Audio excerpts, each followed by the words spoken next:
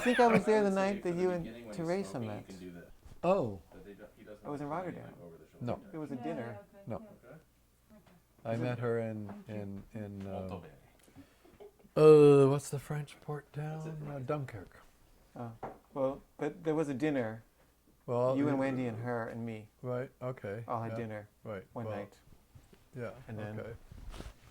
And then you and Wendy broke up and you were with her. So I thought that was the first time, but I guess not. We didn't break up. Are you ready? Rolling.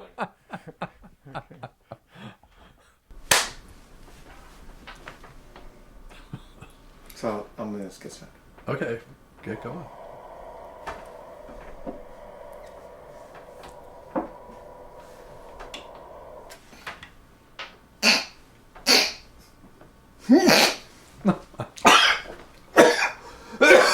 And you wanted me to smoke.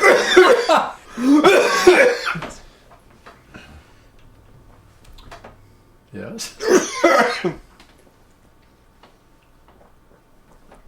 Thanks for coming. Yeah, my pleasure. So, are you guys married? Yes? But you're living in Italy? No, she's living here. You living here? Well, I just arrived last week. Oh, you moved here? Yeah. Oh, you guys are... We're gonna be on the road. Oh, for a length of time. Indefinitely? Yeah, whether I guess any bit of time is a length, isn't it? So, yeah, you can answer that, Marcella. What should I say? I don't know. you We're die living until- together. Okay. Yes. Okay. We're You going were to be for a living while. together very intimately Yeah, no, we because we're were. going to be living in a van. Yeah, right. Okay. And you're making films too, right? Yeah. And we're working together on this long documentary about America, or essay, whatever the fuck it's going to be. And you guys are getting along? Going well? How are you going to answer that, dear? I just say in English, fetching. Huh? I was fetching. Fetching. She was fetching how cold it was getting here, that we went too far. It was longer walk, so. Oh, your first It was all his fault. So I gave her a black eye. Come on.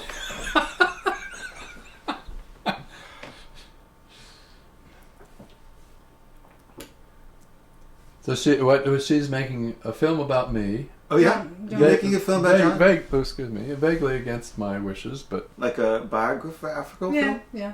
Oh, yeah, that's a great idea. some kind of something. I have some footage of him that Oh, if that you would want. be great. And then we're making this essay together. The biographical one sounds more exciting to me. The what? The biographical one sounds more exciting to me.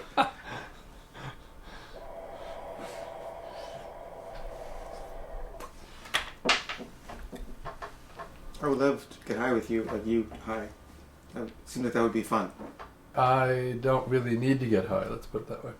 My brain is overactive all by itself, so it doesn't need any external stimulus. It needs external damper, I see. You don't like the effect.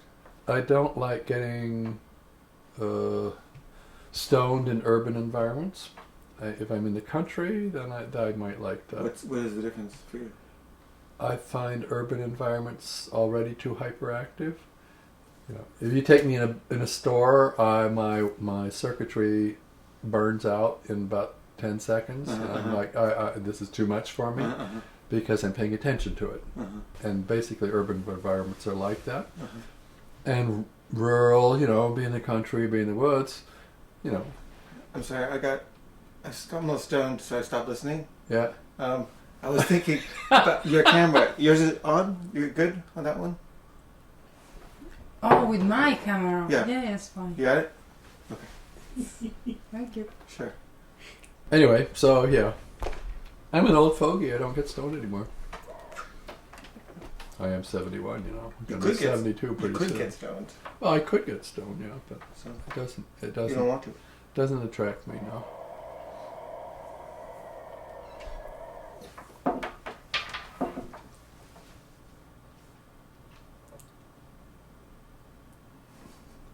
What's it like being 72? What's it like being almost 72? Almost 72. Give me a few months.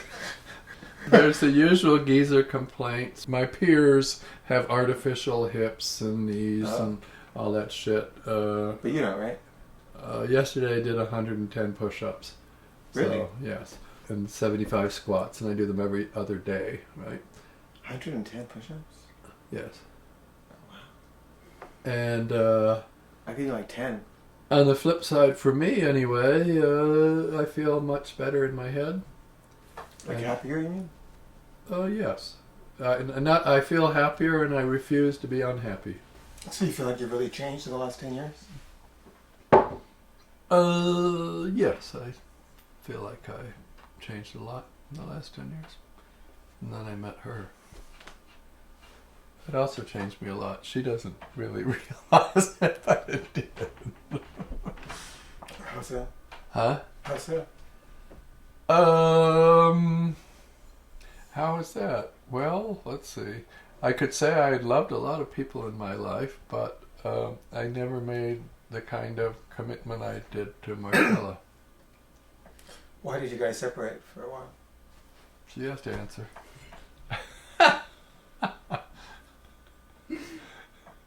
Well, being with Jon is mostly following him, and I needed to go on my own and Right. do things that I wanted to do, Right. and he wasn't inclined to Right. come with me, so I made my choice. Makes sense. And then what made you decide to come back together? Well, we kept in touch, and then he proposed me this project. Oh. Sounded interesting. Oh, so for a film project. Well, yeah. Uh-huh. Well, we are connected, so I was not only for that.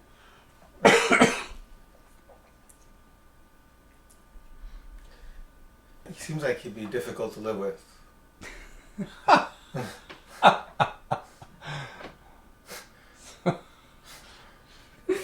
Well, he has a strong personality. Yeah, So. yeah. I remember when we met after probably a few months, we came here, and I met one of his early girlfriend, and we were talking. She told me, be aware that it's very easy to band next to Jon.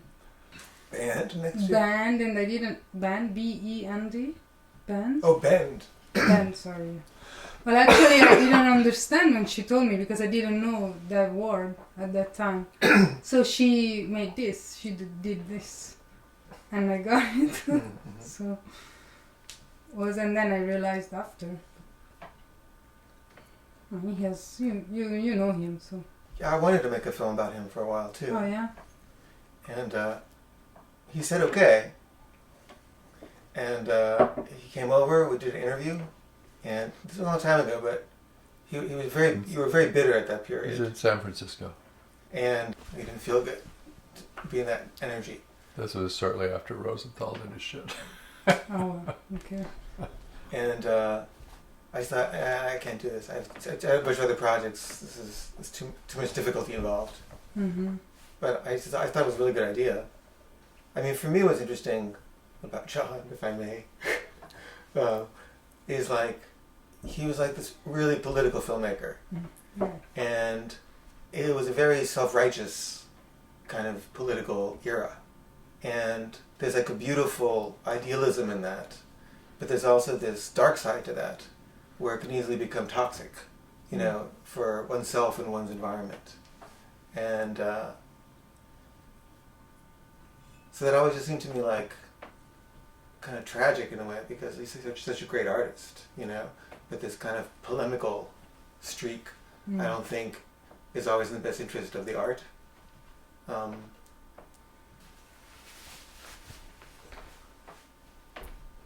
It's a good point. What is?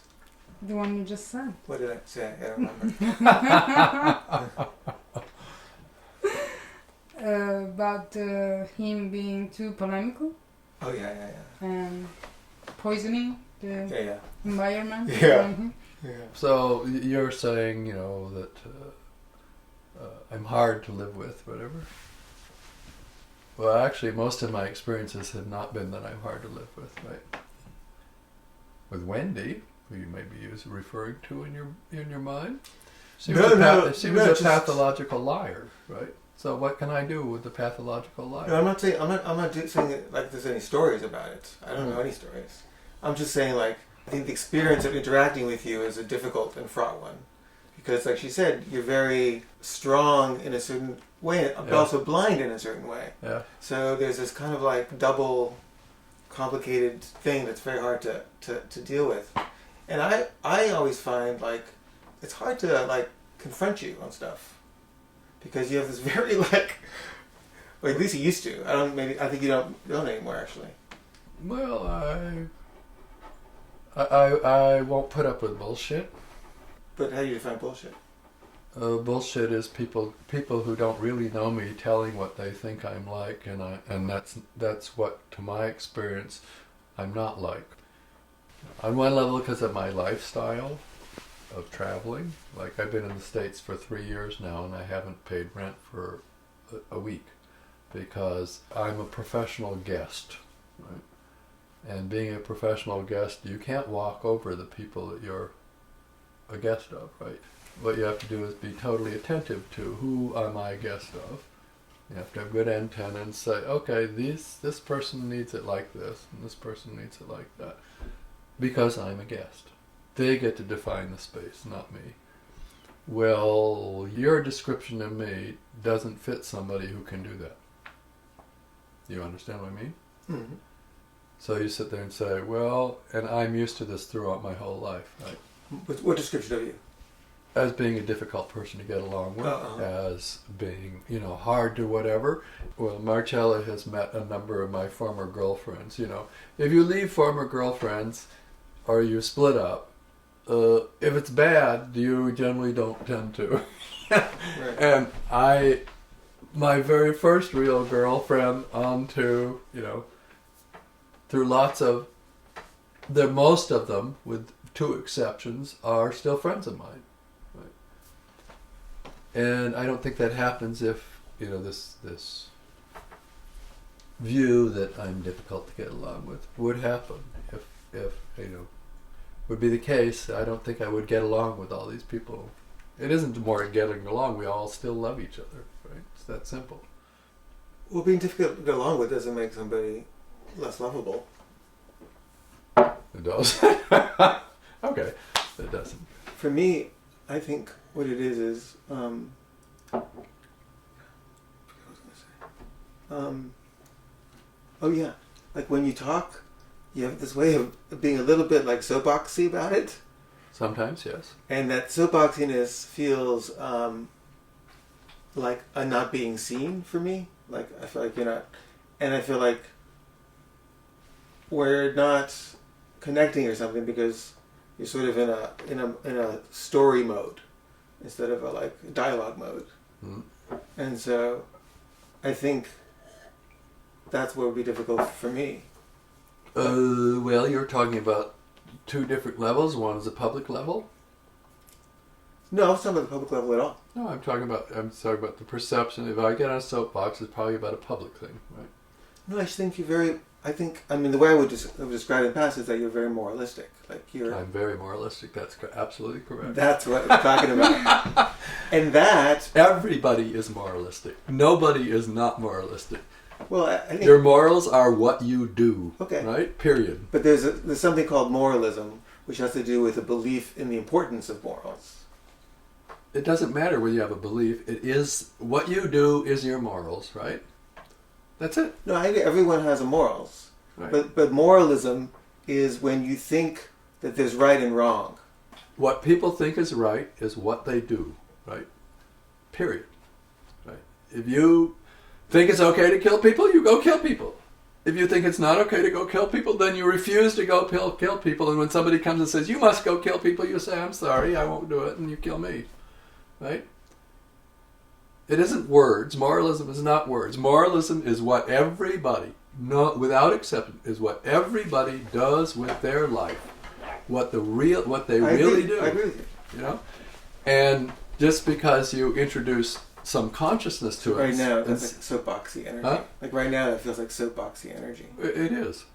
Well, that's what's different. It is because I live in a culture in which the idea that you're responsible for what you do is considered almost taboo, right? What? I'm responsible for what I do?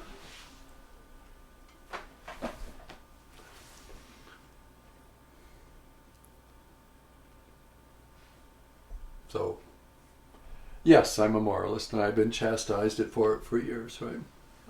Well, what I don't like about moralism is that one is constantly being judged. Everybody, all the time, judges everybody else by what you do. I don't care the fuck what somebody says. I want to see what they do. I have been called on the internet a homophobe. Half my friends are homosexuals. They know it's not true, but that's what I've been called, right? And does that hurt? Huh? Does that hurt? What? That the public has a perception of you? At this point, it doesn't bother me at all because, I know that people who say that know nothing about me. They know something they heard about me. But it used to bother you? Well, some time ago, it didn't bother me. I was just surprised. Where the fuck did I get this from? Everyone has their own traumas, or descriptions of traumas at least. And Yeah. for me, feeling unseen is like my trauma. Whatever my trauma is, I feel unseen. Like it really pains me. And I feel like someone isn't seeing me, whatever that seeing is. Mm. And I think, if other way with you, it's hard to feel seen by you, because of the soapbox thing. So then you feel like, where am I in all this soapboxism? You don't feel seen, and you have this sort of storyteller kind of quality, and so you often pitch it at this story mode, which is kind of indirect, as opposed to just a receptive mode of just directness. Mm. Hi, so I don't know what I was saying exactly. I don't know what you're saying. You know what I'm saying? I think I've always wanted just to kind of shake you Yeah, and say, John, yeah, stop it for a second. yeah, There's another person here. I want to talk to you. yeah. And it's often felt inaccessible. I can't really talk to you. I can listen to you. Listening to you is something that's sort of the mode that is sort of encouraged or whatever, or pushed really. And we talked last time about how many more years do you have and all this stuff. And I feel like before you go, I want to say something to you, And it's that your work has really meant a lot to me. And I told you the story once about this film you made with the suicide thing, and did I tell you about this? No. I was living in Boston. I was 22 or something. Yeah. With my girlfriend, and we were running out of money, and I had never really worked, and since my leftism, Mm-hmm. I never worked, and I was just I'm not going to work. That's ridiculous. Mm-hmm. I just don't believe in any of that. And so we're what are we going to do? And I was oh, well, we decided we would kill ourselves because there's no point in living in this society really. You have to work. It's not worth it.